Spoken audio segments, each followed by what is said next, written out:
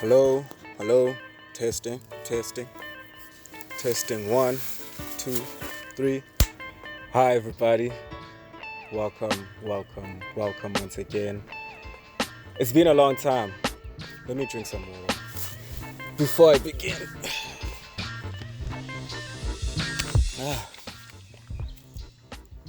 Welcome everybody.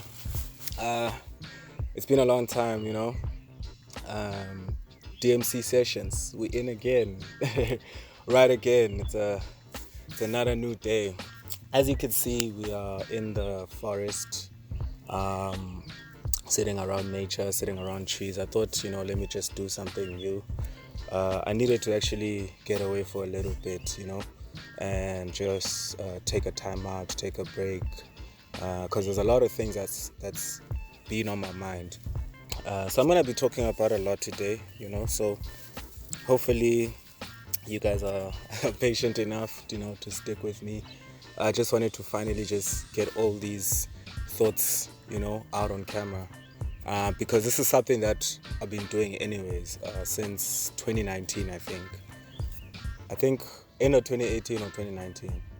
And the reason that I did the DMC sessions was that us, especially as young people, are dealing with a lot of things that we are not prepared for, or we don't know how to handle, and we have no one to share it with, or we're stuck in our heads, or we are misunderstood, So I just took this as an initiative of some sort to just speak about a couple things, and also try to live my life, an exemplary life, and just try to document certain moments, because I think we're all in this life thing together, and we really need to learn from each other, and we really need to know that we're not alone. That's the most important thing. So I think when one knows that they're not alone in a fight, it just makes you a little bit more comfortable, makes you a bit more confident and comforted, So yeah, anyways, for those who don't know me, I am Ape, short for Apendule Phakade. My full name is Apendule Sibabalo Lucwambu Phakade. Ndingudlamini Zizi Jamakasijadu Fakade Nomane. Coming from Butterworth in the Eastern Cape, also known as Dutywa in Xhosa, at a village called Ngqutu. I was born in Mthatha. I was born twice in Mthatha actually, because I was born there as a baby, obviously, and then I was born again as a man over there, So yeah, shout out to Mthatha. And recently, what happened? Man, a lot happened in my life so far. I could share a lot since the last time that we spoke. So recently, I took a 27-day walk to the Eastern Cape, from Joburg, Alberton to be exact, all the way to Dutywa in Eastern Cape. So yeah, I know a lot of people, when you say this thing, when you mention this thing, they get shocked. Like, what? Where are you going? Like, Dutywa? Are you serious? We're actually going to go to Mthatha at first. And then we ended up going to Dutywa. Things changed while we were there. And we had a really great welcoming there. Thank you to the community there. We love you guys so much. And I really hope that we can continue and make this project happen. So let me explain now why we walked to Eastern Cape. If you could see in the previous video that I had, I met up with a guy called Uonke Stwai, right? Me and him met in varsity at AFDA. I think that was in 2015. So yeah, we linked up. He was a cool guy, and I'm always drawn to good energy. So he had good energy, and I think that's what kind of brought us closer. And we also had other friends of ours that we were associated with. And at the time, we used to record a lot, at SABC with the homies. As you know, I'm an artist as well, so I was pushing that dream, when I got to AFDA. I was trying to learn how to shoot and everything, but I was still trying to push the music because the music was like a dream of mine, like since the beginning. It is the reason why I took this journey. And there's a lot you learn actually from chasing your dream. Like there's a lot of things that happen on the way, even if I may not necessarily get to the goal, but I feel like I would have gained so much on the way, and I would have probably found new aspirations, new goals, So I learned that now. But anyways, now I'm tracking. Going back there, me and him linked up again after a couple years, because I graduated in 2016, and I had 2017, which was probably one of the worst years of my life. I went through a deep isolation of some sort, and I was kind of depressed. I was having a couple mental breakdowns because nothing was happening really, and I was alone and stuck in my thoughts. So that kind of pushed me to just start seeing the world different, start getting motivational messages. I used to watch a lot of motivational messages and a lot of sermons and a lot of different things that are uplifting for the soul. And I also used to pray a lot at the time, So I remember when I remember when there was a time when I got a call. I was starting to get these little jobs actually now and then, these freelancing jobs. But there was a time I got a call to go work for Idols. And that was actually at the end of 2017, I remember. So I was like, oh, awesome, I could finally get paid and everything. And then I went ahead and I started working, And in my mind, I always thought I know that I'm not here for long. It's something that I always knew. I didn't know how long I was going to be there. I mean, they told me it was going to be a year contract or so, or it was a couple of months at the time. But I thought I'm going to, with any bit of this money that I get, since I'm only here for a few months, I'm gonna buy studio equipment, and I'm going to start building my studio, so that I have my own studio, because I used to work with other gents, but life happens, and we started being separated and everything. So I wanted to kind of be able to be self-sustaining, so I started investing in that, and eventually I got that, and I stayed longer and longer at the job. So I was building up, and I got most of what I needed, I'm appreciative for all the years that I was there. But there was a time when I was getting depressed there as well. And I was feeling like there isn't anything that I need much. I don't need any much. I don't I don't need anything more here. And I need to leave. But I don't know how, because I started building a lifestyle around the paycheck, and I have to take care of all these things. I have to pay rent, I have to pay for petrol, food, and all of those things, And I mean, there's no excuse as a young person. You have a job and everything, and you want to go home. It's not going to make sense to a lot of people. But in my head, I knew that I need time, I need time to myself to figure things out, first of all, to work on myself more and to chase my dream properly. But I couldn't. So with that frustration, I just started making these videos. And yeah, this is the story of how the DMC sessions came together. So at break time, like if I get out for lunch, I'd go home. When I was still living in Randburg, and I'll start making these DMC videos, and I'll just start talking about all these things. And I had a lot of passion, doing it, because I just enjoy expressing myself, whether it be through music or whether it be through speech. Different forms of medium, and they both express differently, but nonetheless they express, and I'm able to get whatever's in my chest out and be able to also inspire someone else and be of service, So that's why I got into it. And also the music, I needed to be able to record music, so I ended up moving out of Randburg because I didn't have enough room. There was no space in that house to have a studio. So I went, and then I got a place, and then I got that studio, and then I recorded. and that's when you also see the Freestyle Fridays.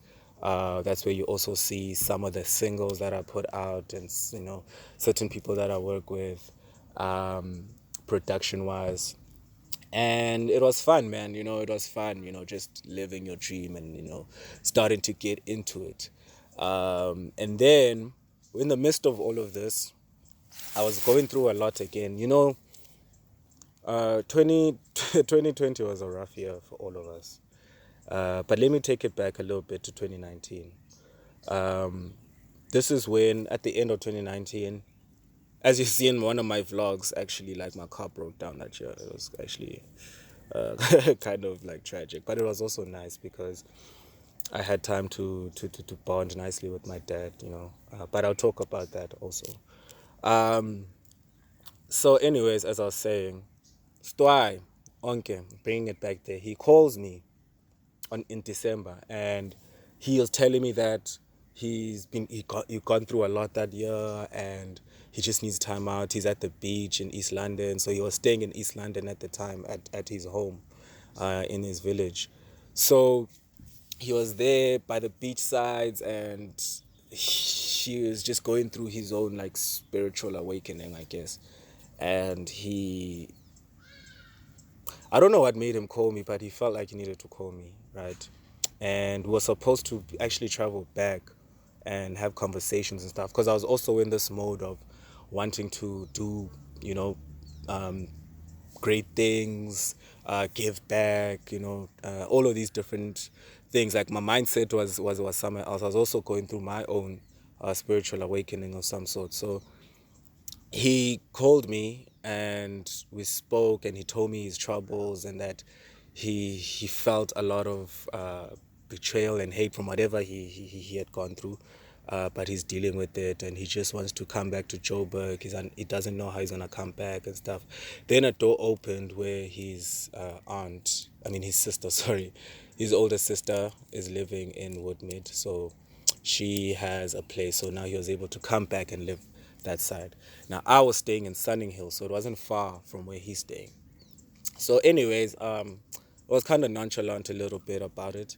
But I think in the mid of 2020 somewhere, after, like, lockdown situations and all of that, we linked up again. Oh yeah, we kind of linked up also in Randburg, actually. He was driving Taxify, and also during Taxify, he was going through people. He was talking to a lot of people who were telling him their dreams and everything, and their aspirations, and people with ideas. So this thing inspired him with the whole, this is how the Dream Out Loud thing came about. But anyways, I don't want to dabble too much into it, with the whole Dream Out Loud thing, because if you want to see the birth of Dream Out Loud and everything, you can go to the videos before, when I had an interview with him before we left. But anyways, I'm just trying to give you guys a little background story before we get into the meat. So if you want to fast forward a little bit, it's all good. I don't mind. But I just like to give everything that needs to be given first, before I just go into something. So anyways, that happened. Let me think. Where was I? Oh, yeah. So we met up in Sunninghill, and we just used to, like, just hang out, started going to the gym. Gym for me was, or for both of us, I guess, was a form of therapy. I was also, like, just going through my own things. He's also going through his own things. I was going through a lot of things in different, like, 2020 was just, it was good and bad, because I also had time at home, being at home, not being at work, so I was getting to clear my mind. So that was the time when I was kind of slowly detoxing from the toxicity of the city and everything. So I used to exercise at home, doing some insanity videos, because I felt like the exercise gave me a lot of peace of mind. It calmed my anxieties. It calmed my negative thoughts. It would be nice to exercise and then afterwards just sit down and just breathe, and your blood is hot and your heart is beating, and you just get into this other state of meditation. as you just sit there and I start thinking positive things, you know. So I liked that feeling and I got addicted to that feeling. And when he came and we went to the gym, I was finally like, oh, I have someone to gym with, you know. So I just wanted a gym partner, you know, because, yeah, I didn't have a gym partner. I used to gym alone, sort of self-motivation and all of that. But I thought it would be nice to just, you know, have some bit of accountability, having someone there so that you're more consistent. Because as we know, the gym life, consistency is the hardest thing about it. But anyways, we got a Virgin Active and we used to exercise and we used to just talk, you know, during these times. We just talk, say ideas. Usually when you're chilling in the steam room. So we're chilling in the steam room and we're just talking about a lot of things. So sometimes we'd come to my place afterwards and we're just trying to figure out ways, I guess, to move forward, you know, even with just in life in general, to get above where we are. But now with this clear mind, it was easier to just have certain ideas and conversations.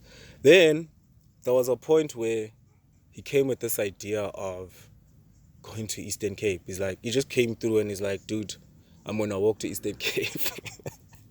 I'm like, wait, what?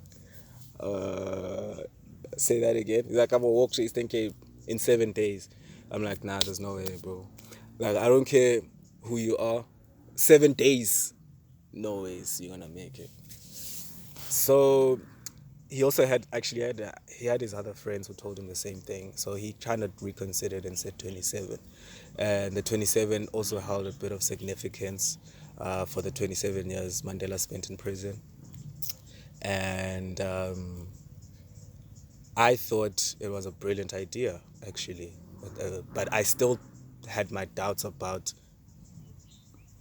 the whole thing, you know. But I was like, okay, cool, man. Like, I believe in you. At some point, I was like, actually, no, you could do this. Then another day he came and asked me if I wanna go with. No, actually, he's like, actually, you know what? You should come with me. Let's go. You know, something in him told him that I should go with him, and that was a challenge for me. You know, because first of all, I feel like he caught me at the right time because I was at a state of needing a way out. I needed to travel. I wanted to travel. I wanted to get out the city. I wanted to clear my mind from everything that I've been going through. You know, I just wanted to properly detox. I wanted to get back to myself. I needed a way out, you know, but I didn't know how. I didn't know what to do. So this was like, snap, man, this is a good idea. Imagine being on the road for 27 days, or let's just say a month. Like, I am gone, I am on the road, I don't know what's gonna happen. You know, it's an adventure. I wanted an adventure. And at the same time, I also needed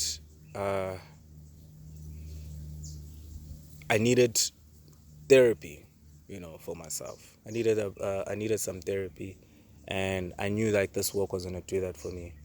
But I was still scared, you know. I was still like, I don't know how I'm gonna do this, you know.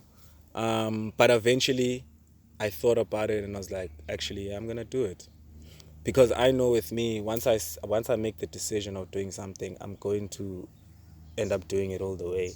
So that's why I always think first. Like, if someone asks me something, for all those who also know me, you know, and whether it's something, whatever it is that desires commitment, I have to think about it first. Because if I just make a decision and say, let's do it, I know my brain is going to get onto focus mode and I'm going to do it through and through, you know.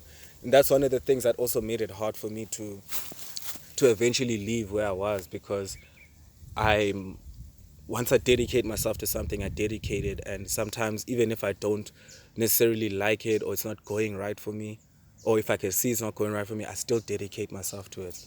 It's a character thing, I guess, or a personality thing, I don't know. But it literally happens like that.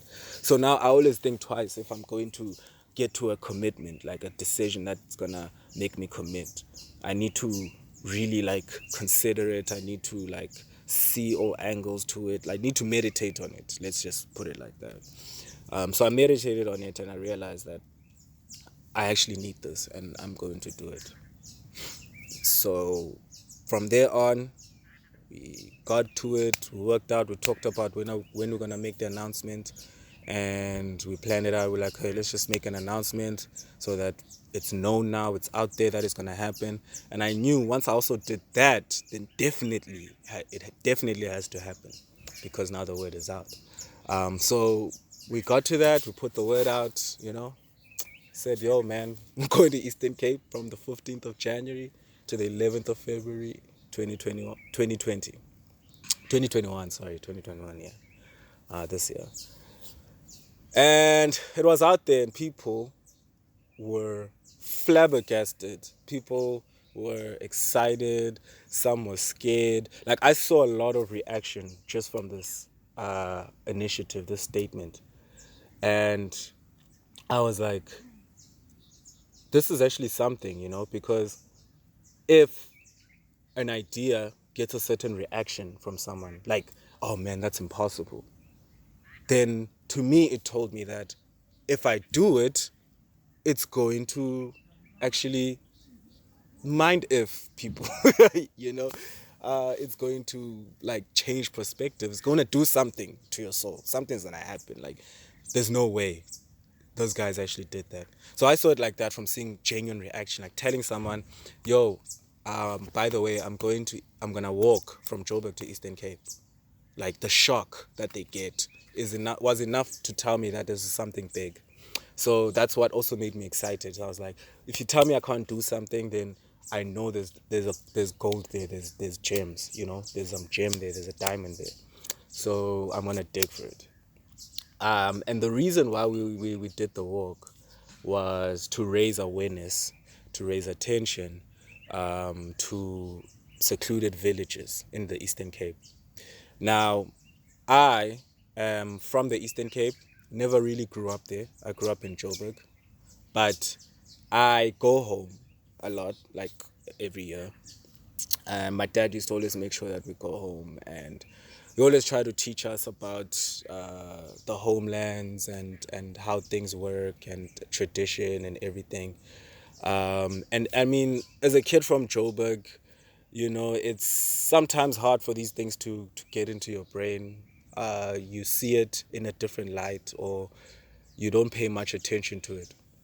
I started just paying more attention to it as I got older. The significance of our roots.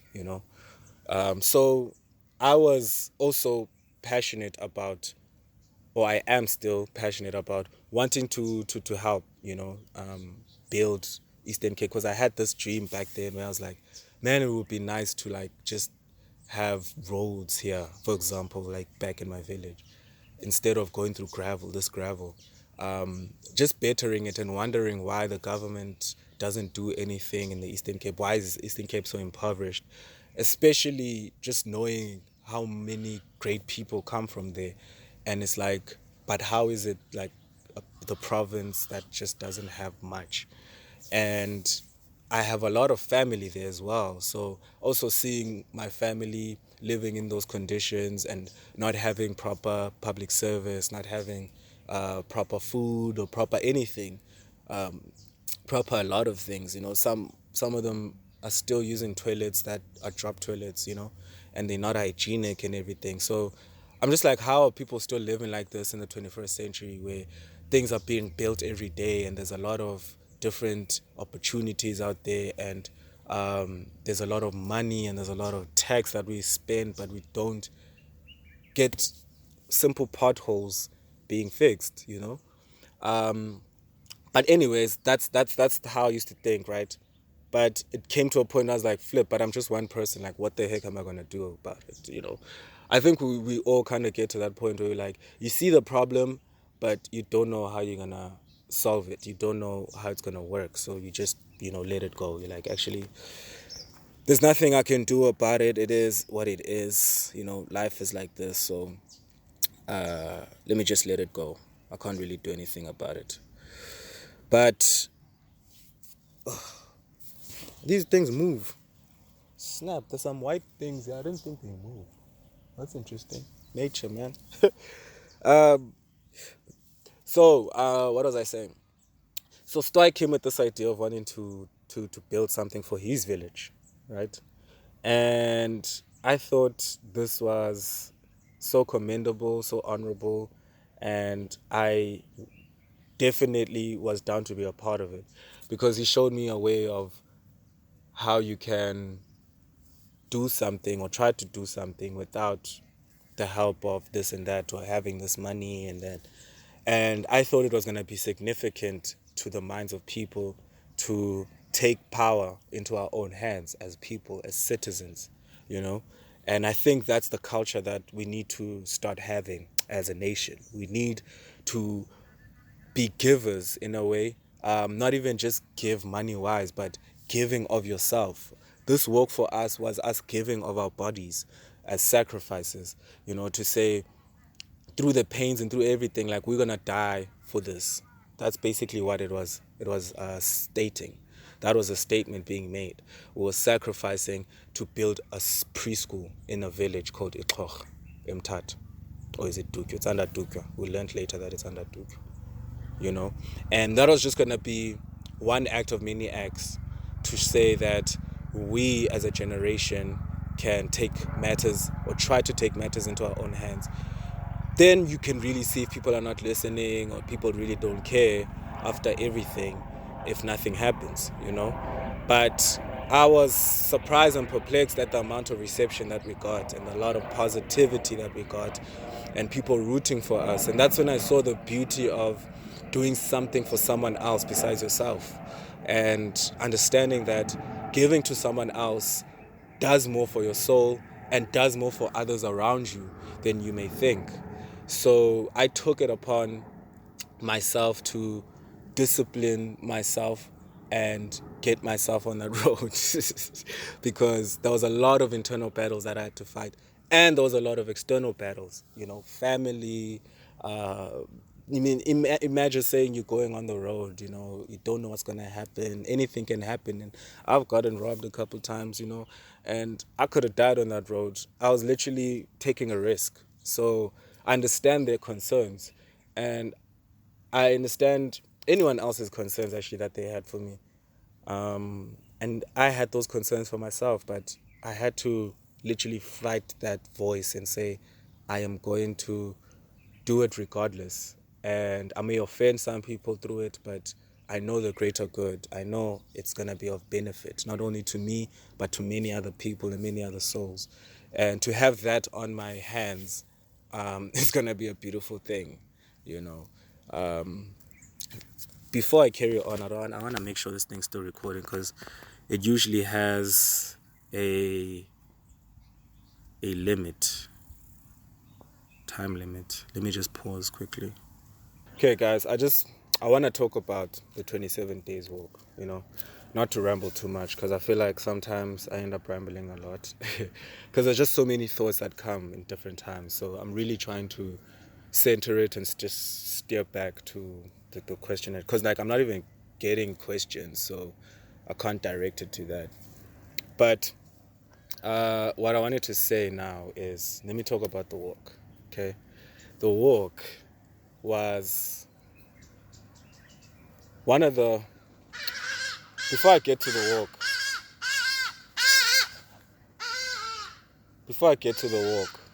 let me take it back. During the preparation period, we were preparing for this thing, right? And I was getting there, you know, and the momentum was going, the momentum was starting to go, and we had a lot of trainings and everything.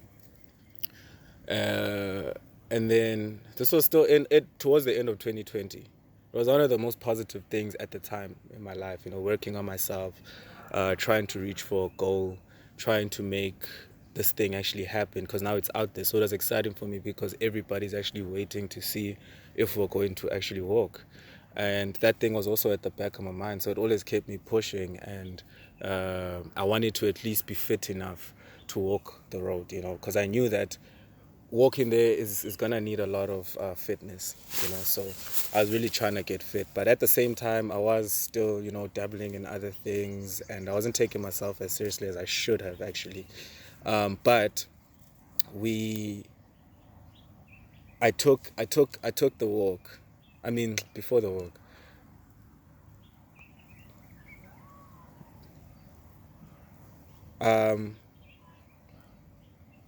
Before the walk, right? I had news that I lost my dad. And it's weird now, like, talking about it on camera, because it's like I'm now gonna be drawing back, because it was one of the hardest, actually I think it is the hardest things that I've ever had to face in my life. And what made it even harder for me, to be honest, was everything else that's expected of you afterwards. During this period of confusion, of frustration, anger, bitterness, sadness, breaking down, not being able to move, and I had some great support, I had a lot of great support at the time, and I'm grateful, but I went through a lot there, where sometimes I'll just break down. It'll come in waves, it'll come in waves. Sometimes I'll feel like I'm calm, maybe I'm sane, and then it hits me again, and I just need to take time out and everything. But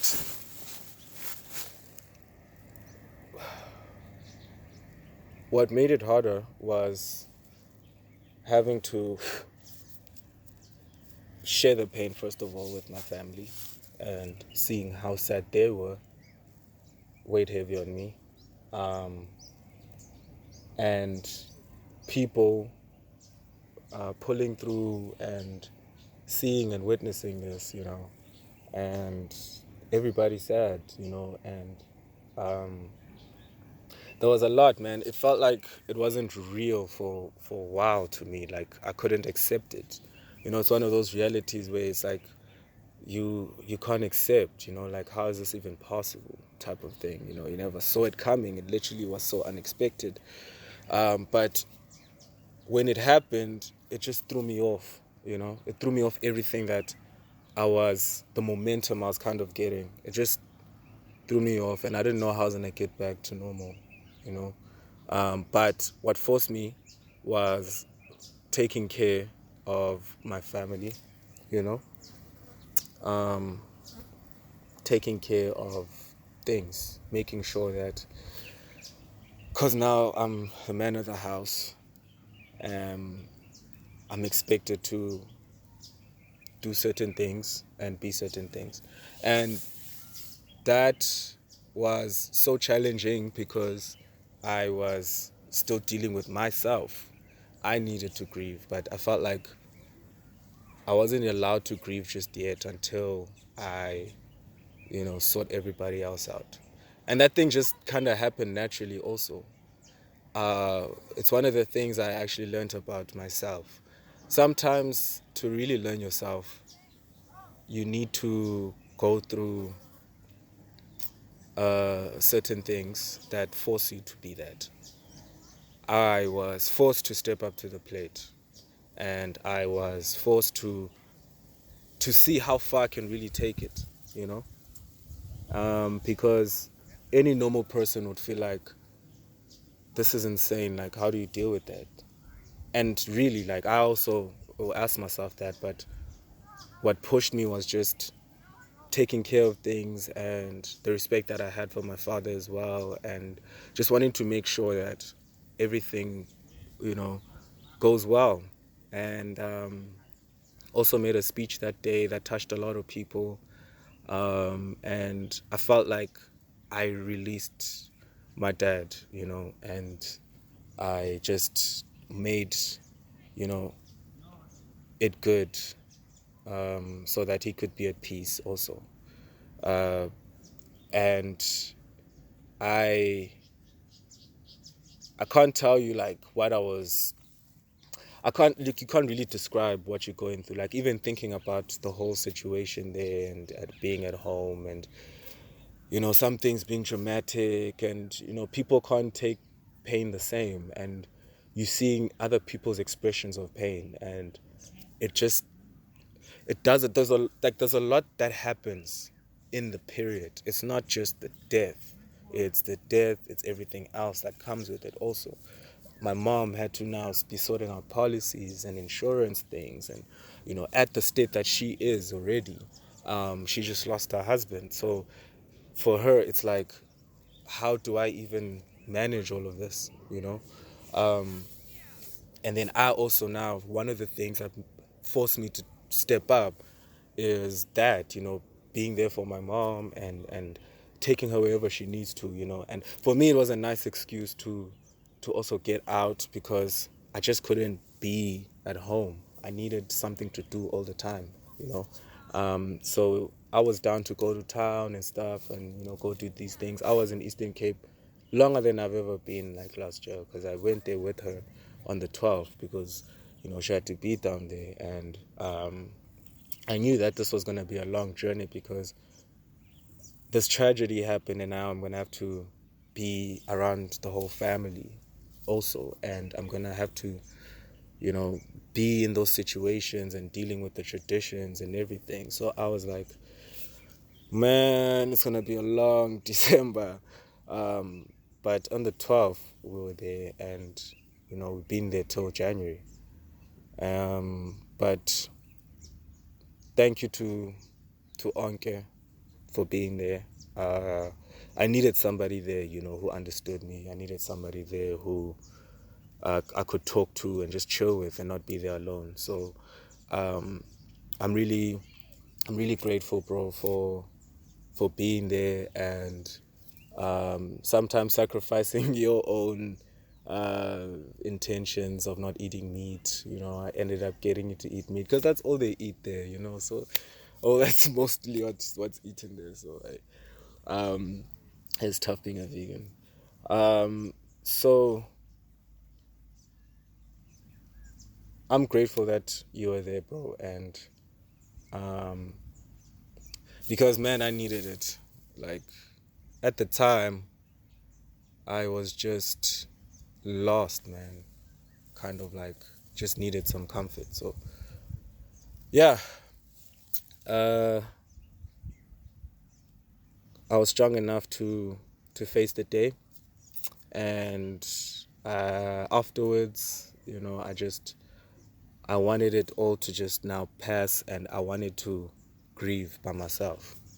After everything, after all the processes, I just wanted just time now, like for Ape to deal with Ape.